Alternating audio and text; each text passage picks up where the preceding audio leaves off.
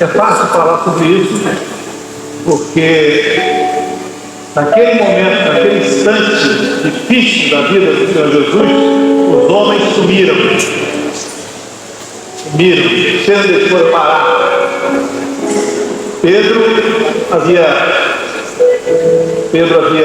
negado o Senhor Jesus pouco antes, e quando Jesus mesmo foi julgado, ele passou pelo julgamento, no momento do martírio dele, né? Aquela cena, aquele espetáculo horrível que estava acontecendo ali, a Bíblia narra intensamente a participação das mulheres e cita tão somente que João estava ali no momento da morte de Jesus. O texto que nós gostaríamos de ler está lá em Lucas 24 e 22. Podemos estar de pé para ler esse texto? Esse texto faz parte do diálogo dos discípulos no caminho de Emaús. E eles estavam ali falando entre si, Jesus no meio deles, e eles não reconheceram a Jesus. Em certo trecho da conversa deles, do diálogo deles, eles dizem assim, Lucas 24, 22. Diz assim a palavra: é verdade que também algumas mulheres dentre nós nos maravilharam, as quais de madrugada foram ao sepulcro e, não achando seu corpo, voltaram dizendo que também tinham visto uma visão de anjos que dizem que ele vive. Louvado seja o nome do Senhor. Louvado seja. Podemos sentar, irmãos. Irmãs, que coisa impressionante. Esse texto é o reconhecimento do papel que as mulheres desempenharam naquele momento crucial. E isso precisa ser dito. A Bíblia, ela fala pouco, ela é muito econômica, mas quando ela fala com ênfase. No caso aqui, o texto foi mantido pelo Espírito Santo para dizer exatamente isso. É bem verdade que algumas mulheres entre nós nos maravilharam. Nós nos sentimos como pastores, como servos de Deus desta obra, e para nós é um reconhecimento da mesma maneira.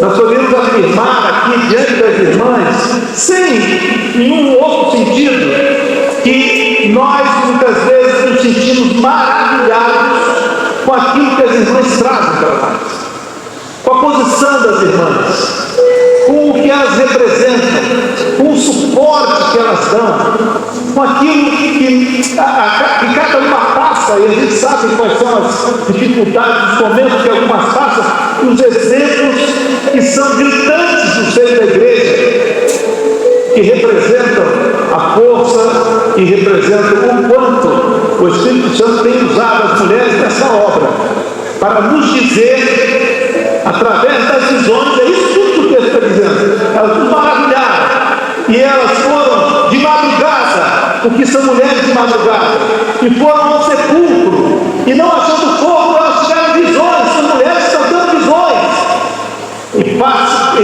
principalmente estão anunciando a todo mundo que Jesus está vivo. Meus irmãos, esse texto é fantástico nisso aí. Nós vamos estudar isso em 3 abordagens. Elas vão mostrar as lições, nós aprendemos, as razões que as pessoas tiveram para estar ali e as consequências dos seus atos, a consequência dos atos de cada uma daquelas mulheres. E vamos apoiar em 3 abordagens, pode passar. Essas 3 abordagens, elas são uma visão um pouco mais profunda, um pouco mais restrita do papel dessas mulheres. A primeira abordagem, nós vamos falar das mulheres que foram até a cruz. Quais foram as razões de elas terem ido lá, as lições que nos deram, as consequências daquilo. A segunda abordagem, são as mulheres na ressurreição. É isso que eu estou falando aqui agora, eu estou antecipando, né? As mulheres na ressurreição. E a terceira abordagem são as mulheres, o papel da mulher, de uma profecia embutida na palavra que foi dita a uma mulher, no momento em que o Senhor Jesus ressurgiu. Nós vamos finalizar com essa abordagem. A primeira abordagem, meus irmãos, ela está lá em Mateus 27, 55 e 56. Está falando de Jesus na cruz. E em certo trecho dessa narrativa, a palavra diz assim: e muitas mulheres estavam ali, observando de longe. O texto anterior diz assim: eram mulheres das visões de longe. As mulheres, elas, a Bíblia diz assim, serviam a Jesus com seus bens. Havia um suporte ao ministério do Senhor que era dado por mulheres sem nome. Algumas são nominadas, Maria, Marta, certamente elas ajudaram, e outras mulheres, mas muitas não tinham nome, mas elas davam suporte ao Senhor. E muitas dessas mulheres estavam ali, no momento da cruz. E é importante a gente falar assim, por que elas foram até a cruz? Ir até a cruz tem um diferencial. E diz assim: e elas haviam seguido a Jesus desde a Galiléia para o servir de suporte a ele. Ele sabe da alimentação, ele sabe, ele dá um lugar para dormir, ele não tinha lugar para isso. E a palavra diz assim: entre elas estavam Maria Madalena, Maria, mãe de Tiago e de José, e a mãe dos filhos de Zebedeu. Nós vamos olhar essas três mulheres. Nós vamos enxergar um pouco mais detidamente essas três mulheres. E cada uma delas tem algo a nos dizer no porquê que elas estavam ali. Elas são mulheres que foram escolhidas no texto, né? Vamos dizer assim. A primeira foi Maria Madalena, que é citada. A segunda foi Maria, mãe de Tiago e José, que na verdade é a Maria, mãe de Jesus. Ela não podia faltar.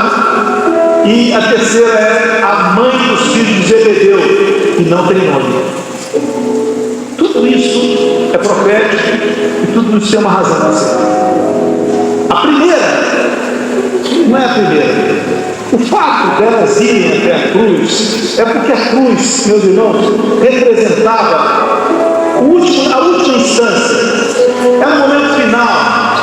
Naquele instante ali, naquele momento, estavam depositadas todas as promessas, toda a profecia, tudo que Jesus falou, toda a esperança que foi levantada com o seu ministério, com aquilo que ele realizou, com as palavras que ele deixou, e elas estavam ali porque o ponto alto do ministério estava acontecendo naquele instante, inclusive porque era profético. A cruz, meus irmãos, ela simboliza para nós tudo aquilo que consolida o Evangelho na nossa vida. Na cruz está ali o perdão dos nossos pecados. Na cruz está ali a intervenção do Pai, enviando o seu Filho e colocando como sacrifício para que nós tivéssemos perdão. Na cruz estava a reconciliação nossa com o Senhor. Tudo isso é Bíblia. Na cruz se cumpria o que eu chamo de a maior profecia da Bíblia. Maior profecia da Bíblia. Quem disse essa profecia foi João Batista. Andando um dia na rua, ele viu Jesus passar e parou e disse assim: eis o Cordeiro de Deus que tira o pecado do mundo. Essa profecia é incrível. A gente nem cita ela, né? Mas ele era a profecia mais impactante que poderia existir. Foi essa: um homem na rua chega: eis o Cordeiro de Deus que tira o pecado do mundo. Bom, primeiro, e a gente sabe o que é isso: é o sacrifício do sacerdote, etc. Então a gente faz isso há muito tempo. Mas cordeiro é lixo. animal. Aquele aponta para um homem e diz que ele é cordeiro. E outra coisa, o cordeiro tira o pecado daquele que obedece. E ele está dizendo que esse aí, sendo homem, tira o pecado de todo mundo. Que profecia! Que coisa fantástica! Pois isso se consolida na cruz. Na cruz se consolida aquilo que está dito lá em Romanos, quando Paulo, no seu discurso teológico, ele fala sobre perdão e justificação. Ele diz assim: porque para perdão dos nossos pecados ele foi entregue, e para a nossa justificação ele ressuscitou dos mortos. Então são exemplos que a Bíblia nos dá da importância daqueles instantes, daqueles momentos, daqueles dias que ali aconteceram. Muitos estiveram ali, muitas mulheres e muitas pessoas estavam ali pela esperança, porque depositaram em Jesus a sua esperança. E eu queria fazer aqui com as irmãs uma diferenciação entre esperança e fé. Esperança e fé. A esperança é natural do homem, ela é da natureza humana. Quando alguém te promete alguma coisa, você fica esperançoso que aquilo. As pessoas têm esperança até em aquilo que não presta. O sujeito joga numa loteria qualquer, ele fica fim de semana inteiro. Eu tinha um colega, na época da loteria esportiva, lembra da loteria esportiva? Deus, zebra, lembra disso aí? Então, eu tinha um colega meu que ele chegou para mim e falou assim: rapaz, olha, entrei num grupo só de empresário e nós vamos apostar na loteria esportiva e nós vamos ganhar, não tem como a gente não ganhar. Não. Olha, eu estou depositando não sei quanto por mês. Eu falei: poxa, companheiro, você ganha a mesma coisa que eu ganho. Você inclusive tem 4 filhos, eu tenho 3. Você está tirando da boca do leite dos seus filhos esse dinheiro para jogar na loteria? Não, companheiro, eu vou ganhar. É um grupo de empresários, é um bolão. Os irmãos lembram naquele tempo, todos nos lembram, né, desse tempo, né? Eram todos 13 jogos, né? Era 13? Os pastores conhecem, sabe? Então, eram 13 jogos. Era ou um ganhou, ou empate, ou o outro, né? Ou o outro ali. Aí, o sujeito passava sábado e domingo o tempo todo no rádio. Deus entra! Aquele negócio. E o sujeito, no final do dia, eu vou esquecer que você fica agarrado um fim de semana no rádio para saber se Deus entra e se você ganhou essa prova. Eu falei: vou te dar uma péssima notícia. Eu sou o sujeito mais azarado que tem no mundo. Eu nunca vi ninguém num raio de 1 quilômetro de mim ganhar alguma coisa. Eu não ganho e eu acho que não deixo ninguém ganhar. Eu sou um azarado. Você está aqui, rapaz, peraí. Não, você está fazendo curso comigo aqui. Você vai ter. Eu sei que passava um dia uma semana e tal. E aí, companheiro? Não, essa fim de semana não deu. Eu falei: bom, você não jogou, deu fora. Estou economizando aqui. Então tá. Aí no outro fim de semana, a gente disse: ganhamos. O que você surpreende que deu só R$100 para cada um? Você tem que ganhar tudo. Não ganhou uma vez. Esperança. O jeito que ficava ali, a esperança é humana, a esperança é carnal, a esperança é da natureza humana, a esperança é diferente da fé. Eu pergunto aqui: o que você tem em relação ao Senhor Jesus? Você tem esperança? Você tem fé? Ou você tem as duas coisas? Esperança e fé. Eu acabei de fazer uma loteria aqui, né? Número 1, no meio ou número 2? Aqui. Na verdade, nós temos esperança e fé. O que nós esperamos? Nós esperamos. Mas nós não esperamos como o mundo espera. A esperança, ela advém de algo que acontece antes dela. Ou, aliás, a fé, ela advém de algo que acontece antes dela. A palavra diz assim, que a fé é de Deus. A fé vem do Senhor. A fé vem do Senhor. Ela é dada por Deus. A fé não decepciona, a esperança decepciona. Esperava ganhar, não ganhei. Fiz tanto esforço para passar no concurso e não passei. Eu tive tanta esperança, não veio o resultado. A esperança decepciona, mas a fé não decepciona. Os irmãos querem ver um exemplo disso? Está lá, Lucas 24, no mesmo diálogo entre os discípulos. Lá no versículo 21 diz assim, Lucas 24, 21, diz assim a palavra. Eles ali conversando. E nós esperávamos, esperança. E nós esperávamos que fosse ele o que remisse Israel. Mas agora, sobre tudo isso, é já hoje o terceiro dia desde que essas coisas aconteceram. O que isso marca, esse texto marca? Uma esperança que não se consolidou. Eles estavam decepcionados. Puxa, depositamos nesse homem tanta esperança. A gente achava até que ele era o cara que ia remir Israel, o sujeito que ia nos livrar do domínio romano. Ele ia remir Israel. Mas puxa vida, já é hoje o terceiro dia e não aconteceu nada. A esperança é assim. A esperança é assim. Se você só tem esperança, você vai se decepcionar. Mas os irmãos querem saber o que é fé? Está no versículo 25, logo abaixo, quando Jesus fala. Jesus disse assim, e lhes disse: ó nécios e tardos de coração para crer. Muita fé. Tudo o que os profetas disseram. A fé que as pessoas tinham naquele instante, as mulheres tinham fé.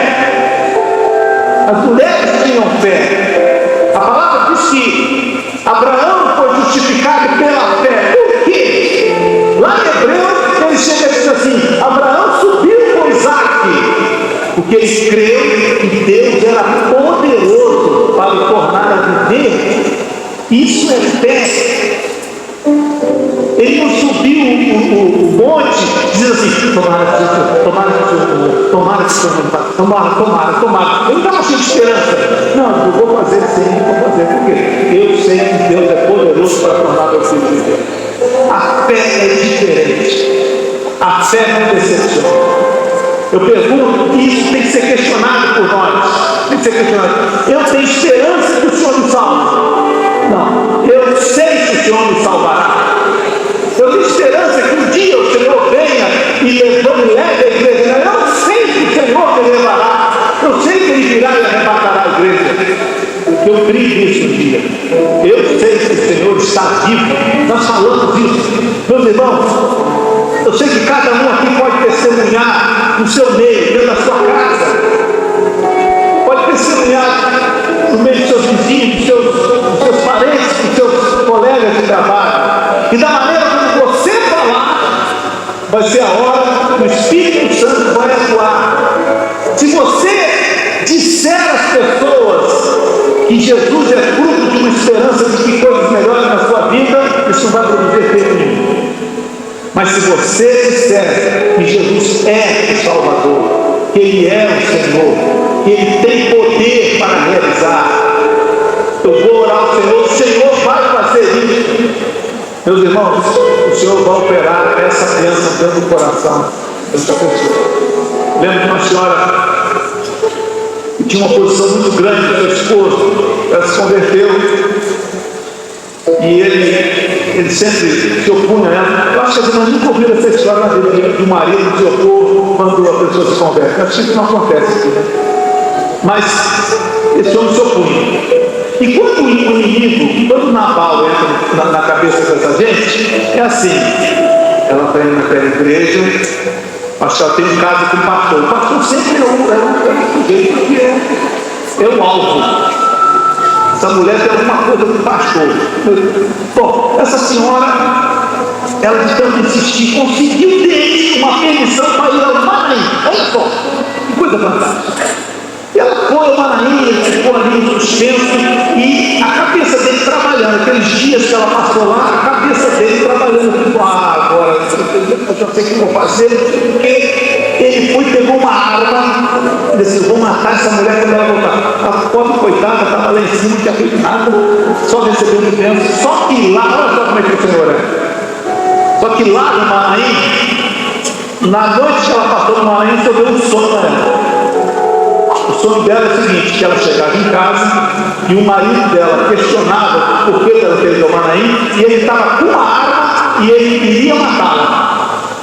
Ela pegou o sonho, anotou na agenda, escreveu o sonho na agenda, voltou, quando chegou em casa e encontrou aquele cálculo. Ele está cruzando lá, ele foi, pegou a arma, ela largou tudo, saiu correndo. Quando ela largou tudo, a agenda dela caiu e se abriu na página que ela tinha escrito. Ele viu ela correndo, voltou, pegou aquilo ali, olhou. Sonhei que o meu marido chegava em casa, ele pegava uma arma e dizia: então eu queria me matar. Como é que ela sabia disso? Eu sabia. Aí ele foi atrás dela. Ela falou: não, eu quero que você me conte uma coisa. Como é que você sabia que eu estava aqui? O Senhor me deu um sonho. Eu quero ir na tua igreja hoje.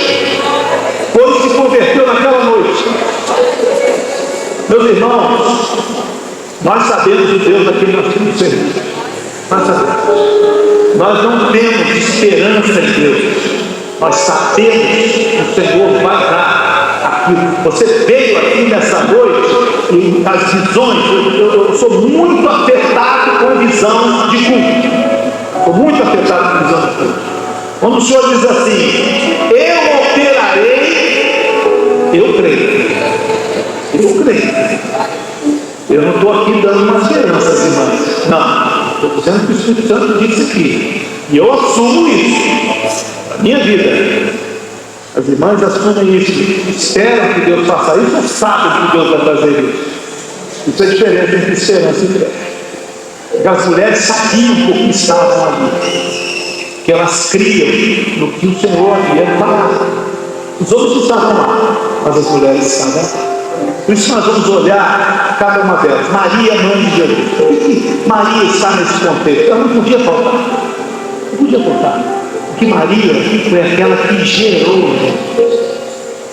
E na verdade, gerar Jesus é algo, e isso é uma gestação, é uma coisa que as mulheres sabem muito bem, mas só elas sabem.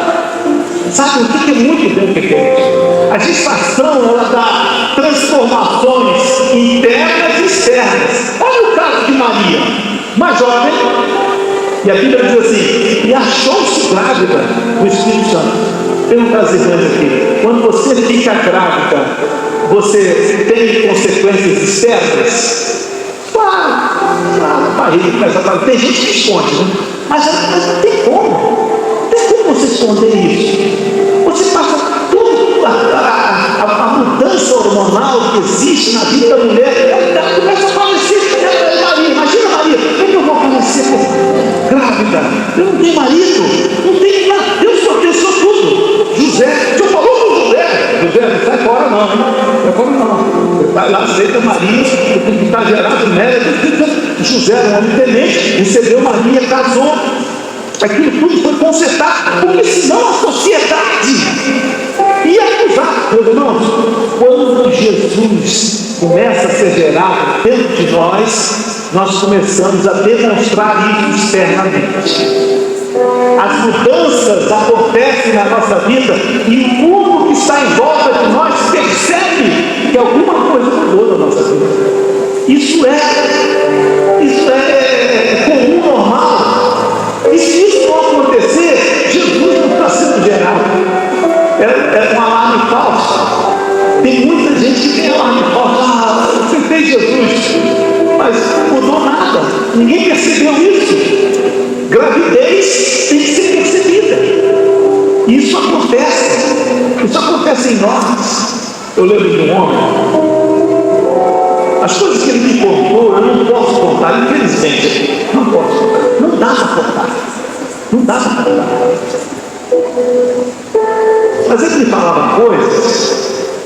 Ele, quando ele veio um dia a um culto, ele começou a ficar desconfiado daquilo. Eu ouvi uma palavra, palavra, voltou para casa. A esposa dele era uma senhora de uma igreja evangélica, não era da nossa igreja, mas era uma senhora de uma igreja evangélica. E ele ficou meio assim, mas ele começou a aceitar aquilo. Aí um dia ele foi à igreja mesmo, ele aceitou Jesus na igreja onde ele estava. E ele contou para mim assim: eu cheguei no meu trabalho e disse ao pessoal: a partir de hoje eu sou crente.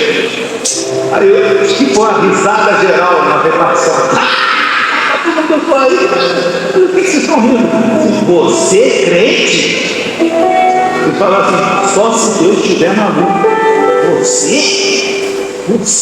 Ele falou assim: pastor, eu era o homem mais execrável que existia sobre a face da terra.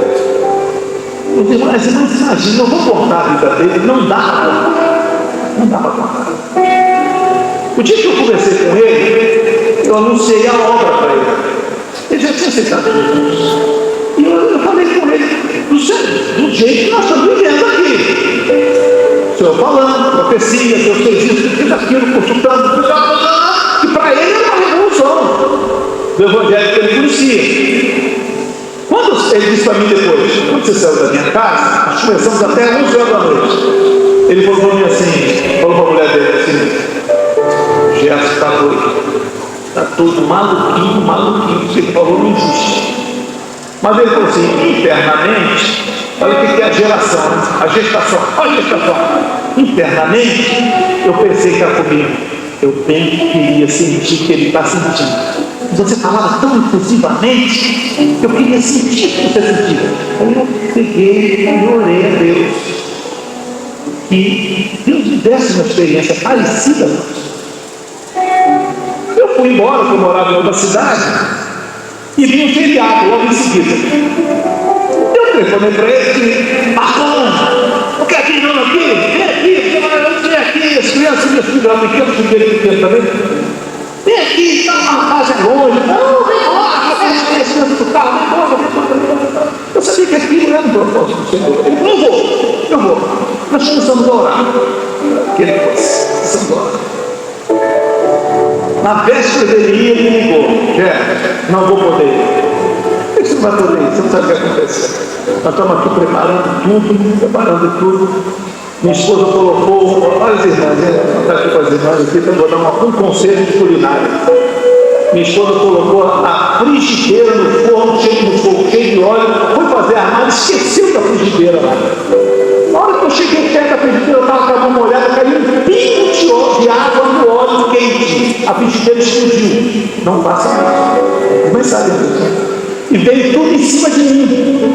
E eu estou com a mão toda queimada. A pele está saindo. E ele me falou no telefone, o Senhor falando comigo assim: manda ele vir mesmo assim. Eu falei: Marcão, você vai vir em nome de Jesus. Mas já não dá, está muita dor, não sei o que você vai fazer, mas você vai vir.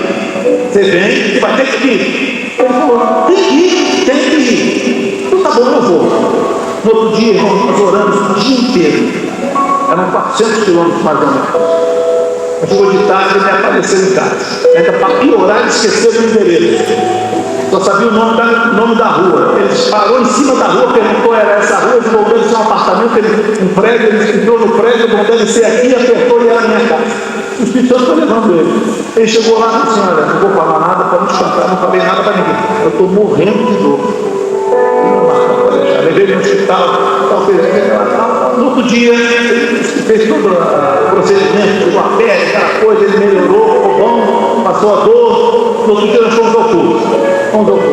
Eu era diácono, na época fui cuidar de outra igreja. Ele ficou com a família, minha família também, ficou no culto numa outra igreja, só que nós não tínhamos pastor, na verdade, naquele tempo não tínhamos pastor.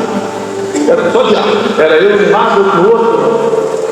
E ele sentou, e ele disse: eu sentei no último banco e falei assim: Senhor, se depois disso tudo o Senhor me trouxe aqui, eu quero hoje ser batizado com o Espírito Santo.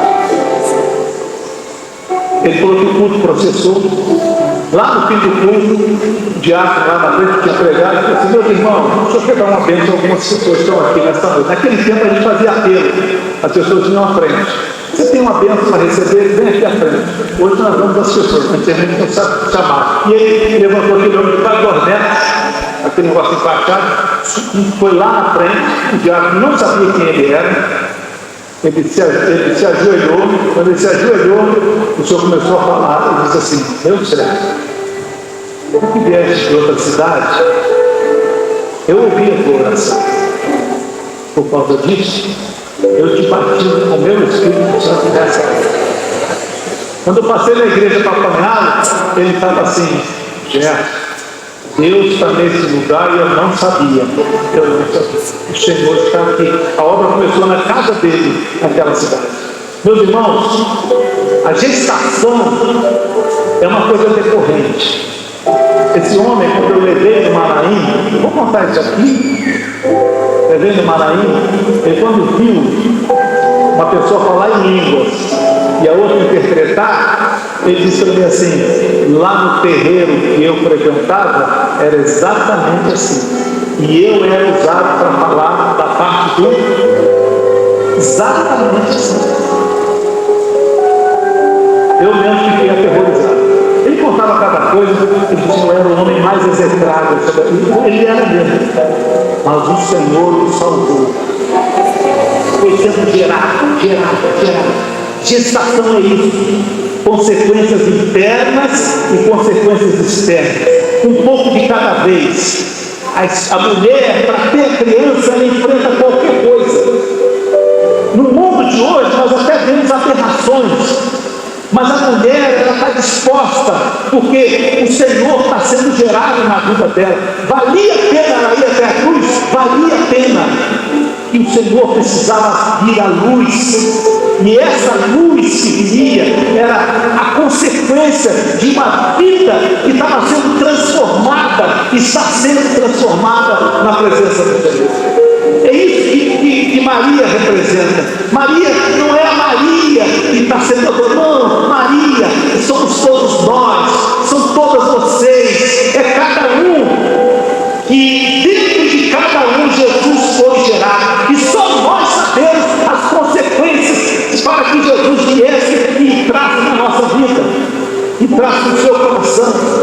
Enfrentou oposição. Tem gente que enfrenta oposição do marido, oposição do namorado, oposição de membro da família. Eu lembro de uma jovem que apareceu na igreja e chegou e disse assim: pastor, eu estou em pânico. É porque eu passei a frequentar a igreja aqui e eu cheguei em casa e disse: onde você estava? Eu estava na igreja. Igreja evangélica, minha. Você está maluca? Eu lembro que ela foi dizer assim, a mãe dela: você não vai mais andar com a garupa da morte dos rapazes? Não vou mais.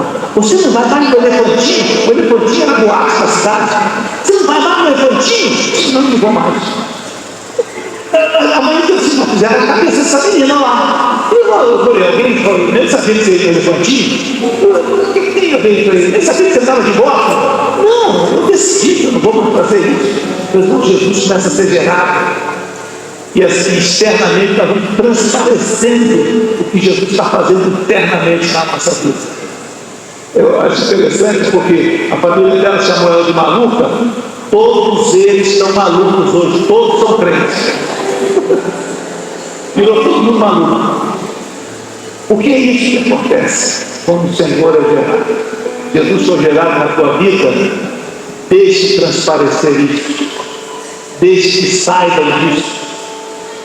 Dá esse testemunho no meio dos seus familiares. Não omita, não esconda, porque não há como esconder uma gestação, não há como esconder isso. Definitivamente, eu sempre digo que quando Jesus foi gerado em Maria, é como uma bomba atômica. Quando a Bíblia diz assim: e Maria achou-se grávida, isso equivale a uma bomba atômica que eu não sei de quantas toneladas são.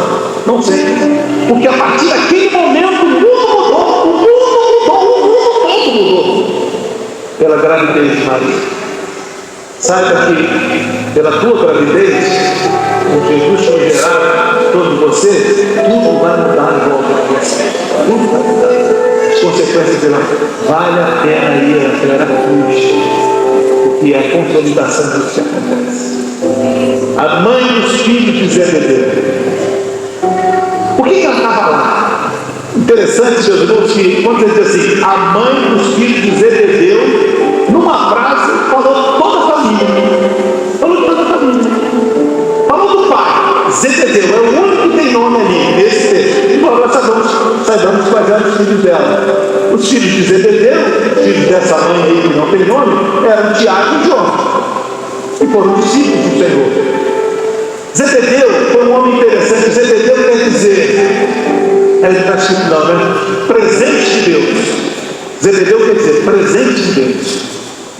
Zebedeu estava no barco, ele tinha um comércio, ele tinha empregados que viviam da pesca, e seus filhos estavam ali. Quando Jesus passou, Jesus chamou os filhos dele assim, vem, segue-me. E Tiago e João saíram e seguiram a Jesus, mas Zebedeu não. Zebedeu preferiu ficar no barco, preferiu ficar com o comércio, preferiu ficar com a sua empresa, preferiu ficar com os seus negócios. Isso acontece em muitos lares. Jesus vem, passa e chama. Ele chama toda a família, mas alguns preferem ficar longe, preferem ficar fora. Recebem presentes de Deus, são abençoados por Deus, mas nunca se dispõem a servir ao Senhor. Tiago e João foram, e ela, uma mulher sem nome, uma mulher oculta, uma mulher que não tinha lá nada, ela se posicionou em relação a tudo aquilo que aconteceu. Quando um dia essa mulher foi ao Senhor, está lá em Mateus capítulo 20, versos 20 e 21, um dia ela chegou ao Senhor e disse, a Bíblia diz assim, que ela chegou ao Senhor Jesus e disse assim, Senhor, posso te fazer um pedido? Aí o Senhor pode fazer. O Senhor queria que meus filhos, no teu reino, se acertassem um à sua direita e o outro à sua esquerda. Jesus até não gostou daquilo, repreendeu ela, porque ela estava achando que ela queria cargo. Na verdade, talvez fosse isso mesmo que ela pensou. Mas o que essa mulher representa? Ela representa a mãe que se preocupa com a salvação dos seus filhos. Ela estava ali na cruz, valia a pena ela estar ali na cruz, porque ela queria que os seus filhos fossem salvos. E a grande pergunta é, quantas mães aqui estão dispostas a ir até a cruz, serem confrontadas com o que está acontecendo, serem questionadas, como talvez algumas tenham sido, por conta da salvação dos seus filhos? Quantas estão orando e orando e orando e buscando e enfrentando oposições em suas vidas por conta da salvação dos seus filhos? Senhor, salva meu filho. Por isso que ela foi pedir, por isso que ela foi buscar. Eu já contei uma vez essa experiência aqui de um cantor evangélico que era cantor de boate. E a mãe dele viúva, e só ele e ela. E ele disse que toda vez que ele chegava de madrugada da boate, ele vinha de sapatinho na mão, pé de pé, para não acordar a mãe. E todas as vezes que ele chegava de madrugada, entrando em casa, ele sem querer fazer barulho nenhum, e de repente ouvia a mãe dizendo o nome dele na oração, orando, Senhor, abençoa José, abençoa, Senhor. E ele ficava envergonhadíssimo, porque ele pensava assim, puxa vida, eu estou vindo da farra, e minha mãe está aqui orando pela minha salvação. E aquilo foi acontecendo, um dia a mãe dele faleceu, quando ele morreu. Ele muito triste, abalado, enterrou a mãe. Quando ele voltou para casa, ele se sentou na cama do lado que a mãe dele dormia. E quando ele olhou no tapete, estavam as marcas do joelho dela. E ele chorou, e falou assim, puxa vida, minha mãe me chamou tanto para a igreja, eu nunca fui. hoje eu vou à igreja. Mas ele tinha morrido. Ele foi e aceitou o Senhor. E compôs um hino chamado Meu Nome na Oração, em que ele diz isso, ele diz assim: eu queria tanto ouvir, então, ainda o meu nome na oração. Era a oração que a mãe dele fazia. Vale a pena ir até a cruz. Vale a pena se manter firme pela salvação dos nossos filhos. A mãe dos filhos de Zebedeu não tem nome. As mulheres que aqui estão, não precisa ser nominada, o Senhor sabe quem você é. A última é Maria Madalena. Essa então, ela é diferente de todas as outras, ela tem um motivo diferente. Maria Madalena foi aquela mulher, lá em Lucas 8, o Senhor diz assim: aquela de quem o Senhor tirou 7 demônios. Olha, coisa, 7 demônios. Precisava mesmo, né? Pessoa terrível, mulher que chegou até a cruz, estava ali na cruz, e eu imagino o olhar de Maria Madalena olhando para o Senhor, sabendo o que o Senhor tinha produzido na vida dela. Ela personifica ali uma pessoa que teve uma mudança de vida, ela teve uma nova chance, uma nova oportunidade. Ela teve uma nova vida, ela teve uma libertação das garras do adversário. Era aquela mulher liberta, era aquela mulher que estava grata ao Senhor. Alguns anos atrás, o Senhor reuniu um grupo de pessoas, de homens na igreja, uma igreja que eu frequentava, da nossa igreja, numa cidade onde eu estava.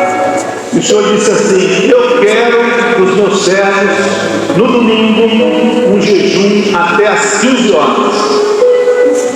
Aí todo mundo perguntou: por quê? Porque o Senhor não disse o que era. Ele disse que após o culto da manhã, eu nem lembro que hora o culto naquela época, acho que era 9. Não mudou tanto, né? Então, mudou, era o culto. Eu sei que nós ficamos na igreja, ficamos na igreja, para quem ir para casa? Não ia almoçar, não ia tomar café, então nós ficamos na igreja, glorificava, orava, ela saía, parava um pouco, daqui a pouco vinha de novo, outro culto falando, e ficamos até as 3 horas em jejum. Até 3 horas em jejum. Quando deu 3 horas, na última reunião que nós fizemos, o Senhor falou assim: meu servo, eu vou revelar agora o que eu quero. Eu quero que saiais e leveis a minha palavra no baixo meretriz da cidade. E era só homem, só podia ser só homem. E nós fomos com aqueles bilhetinhos de evangelização e fomos lá para aquele local arrasar. Aí o Senhor disse ainda assim: eu tenho ali um rio no meio do lodo. O Senhor falou isso. E nós fomos, eu fui. E vários outros jovens, mas esses jovens tudo bonitos, entrando ali. As meninas recebiam a gente com maior alegria. Pode entrar, nós temos uma palavra do Senhor para você. Então, todas foram muito, assim, respeitosas. Nenhuma falou qualquer coisa. Abaixava a cabeça e ouvia a palavra. Tentamos escolher, convidamos para o culto à noite. Naquela noite, apareceu uma senhora. Ela era dona de um prostíbulo. E naquela noite, ela aceitou o Senhor. Passados alguns anos, um ano e pouco, aquela senhora era membro do grupo de intercessão da igreja. E ela veio falar comigo. Assim: meu irmão, eu queria consultar o Senhor. Consultar o Senhor para quê? Eu quero visitar meu filho. Seu filho? Onde é que ele está? Ele está no Rio Grande do Sul. Mas ele nem sabe que eu existo. Nem sabe que eu existo. Mas eu sei onde ele está. Eu quero ir lá para que ele me conheça. Que agora eu sou uma mulher transformada. Eu posso aparecer para ele. Eu posso dizer que Deus fez a minha vida. Eu posso dizer a ele quanto Jesus foi importante na minha vida. Eu ia visitar essa senhora para fazer um grupo, foi visitar, eu fui visitá-la também, e ela chegou, ela lavava a roupa para fora naquele tempo. porque ela não tinha outra profissão, lavava roupa para fora, e eu cheguei lá, ela falou assim, ô pastor, eu queria, não era pastor na época, ela falou assim, irmão, olha aqui, ó, está vendo esse armário aqui? Foi meu pai que me deu. Essa cama aqui, foi meu pai que me deu. Isso aqui, essa geladeira aqui, foi meu pai que me deu. Onde está seu pai? Meu pai é Deus. Meu pai não existe mais. Mas tudo que tem aqui foi meu pai que me fez. E passando na rua, dirigindo na rua, eu a vi andando assim. Eu não sei porquê, naquele momento eu olhei para os joelhos dela estavam meio marcados assim, meio escuro. Eu olhei aquilo, eu estava andando de carro, ela nem me viu. Quando eu olhei aquilo, ele só falou na mesma hora comigo. Você viu a revelação assim? Os joelhos estão escuros porque ela tem orado muito por você. Eu saí chorando no carro, ela não sabe disso até hoje. Eu saí chorando no carro, meu Deus do céu. Que coisa, que transformação, que libertação. Vale a pena ir à cruz. Vale a pena, valia a pena para Maria Madalena ir à cruz. Porque muitas foram as libertações que sofreu. Enquanto a gente olha assim, quem é Maria Madalena? Essa mulher é a que mais representa a igreja. É ela que representa a igreja. É ela que representa a igreja. E todos nós fomos libertos dos nossos demônios, das coisas que estavam sobre nós. Ela foi liberta e nós também fomos libertos. Nós vamos olhar na conta de Deus, talvez nós tivéssemos mais a ser libertados do que ela. E nós somos a igreja liberta, o Senhor Jesus libertou. Meu irmão, essas mulheres valia a pena para elas e a cruz, para cada uma de vós, cada um de nós, vale a pena para estar ali aos pés do Senhor. A segunda abordagem, meus irmãos, que eu quero falar das mulheres, é exatamente aquele texto que lemos. Na verdade, algumas mulheres desmaravilharam, porque elas de madrugada foram ao sepulcro, elas foram as primeiras a ir ao sepulcro. A Bíblia diz assim, ao nascer do sol, o sol não tinha nascido e elas já estavam lá, porque elas criam que alguma coisa ia acontecer. Algumas delas até na esperança de poder derramar o bálsamo ali sobre o corpo de Jesus, mas elas chegaram lá, meus irmãos, e encontraram os anjos. E elas foram as mulheres, as pessoas usadas, e o Senhor diz assim, vão aos discípulos e a Pedro e digam que Jesus ressuscitou. Meus irmãos, que notícia, que palavra, que revelação. Elas eram as portadoras da revelação poderosa que ia agora impactar o mundo, a igreja como um todo. Meus irmãos, isso está acontecendo todos os dias das nossas igrejas. Essas mulheres que oram, essas mulheres que se colocam, que se depositam diante do Senhor, essas mulheres que oram 5 minutos, que se entregam. Lembro de um pastor, foi meu pastor, e ele me contando uma história, ele falou assim, ele estava sendo uma cidade próxima, uns 40 quilômetros. E ele saía, ele era militar, e ele muitas vezes saía tarde do quartel, tinha que pegar o carro e corria, e tinha uma descida na cidade, que era perigoso para pegar a estrada BR, e chegava na cidade onde ele ia pastorear. E ele disse que um dia ele saiu correndo, descendo aquela rua, aquele negócio sinuoso, e ele foi ultrapassar alguém, de repente veio um caminhão na frente dele. E ele falou que não teve como fugir do caminhão, não teve como voltar. Ele saiu da pista e viu um muro na frente dele. Ele falou assim, só tive tempo de falar, o sangue de Jesus tem poder. Ele disse que o carro deu volta, parou. Quando ele parou, ele estava de frente para a estrada onde ele devia ir. Ele falou, glória a Jesus, desceu a primeira e foi embora. Quando ele chegou no outro dia na igreja, uma senhora chegou para ele e falou assim, pastor, aconteceu alguma coisa com o pastor ontem? Ele falou, não, aconteceu quase um acidente. eu tive quase um acidente. Eu disse, um acidente, Mas por que a gente está perguntando?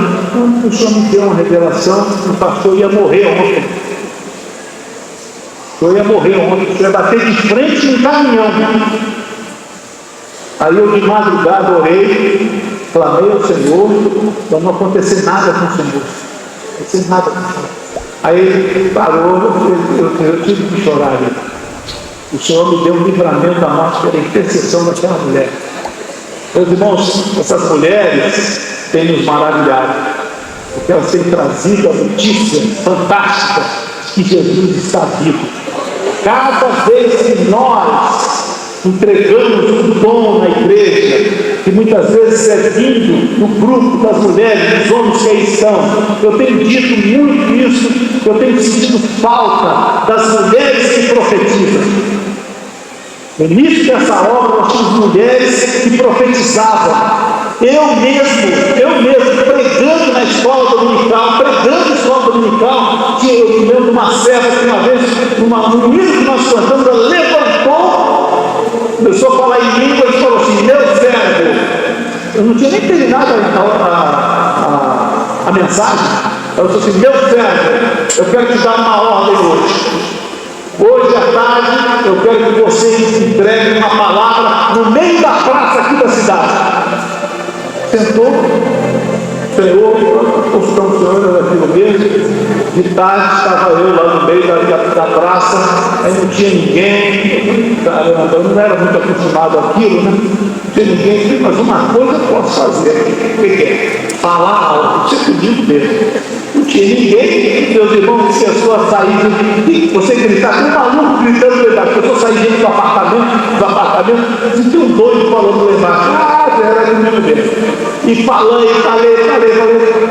e cantamos ali, à noite tinha 5 pessoas visitando a igreja.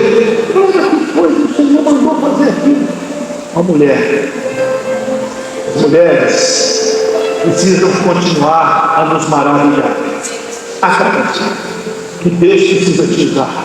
A grande notícia que cada uma das irmãs tem para nos dar é: Jesus está vivo, está falando conosco. Meus irmãos, por último, isso aqui eu já falei sobre esperança eterna. Pode passar.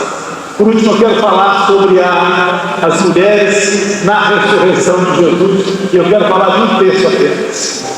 Eu penso que está aqui em Marcos 16. Diz assim a palavra: tendo Jesus ressuscitado na madrugada do primeiro dia da semana, em outra versão diz, no nascer do sol do primeiro dia da semana, apareceu primeiramente a Maria Madalena, de quem havia expulsado 7 demônios. Essa palavra, esse texto, ele tem uma força impressionante, que além de estar narrando um fato, ele está contando uma profecia. Ele está dizendo assim: apareceu primeiramente, em primeiro lugar, ninguém tinha visto antes. Mesmo o Senhor morreu, se ausentou. No primeiro dia da semana, ele, primeiramente, antes de todo mundo, ele apareceu a uma pessoa específica. Ele disse assim, ele apareceu o quê? Primeiramente quando? No primeiro dia da semana. Aí eu pergunto, que semana? Que semana? Vocês lembram do estudo do livro de Daniel, das 70 semanas? A gente sabe que a palavra diz assim, 62 semanas, depois mais 7 semanas, e o Messias será tirado, diz assim a palavra, né? Aí fica uma contagem de 70 semanas e só tem 69. E fica faltando uma semana.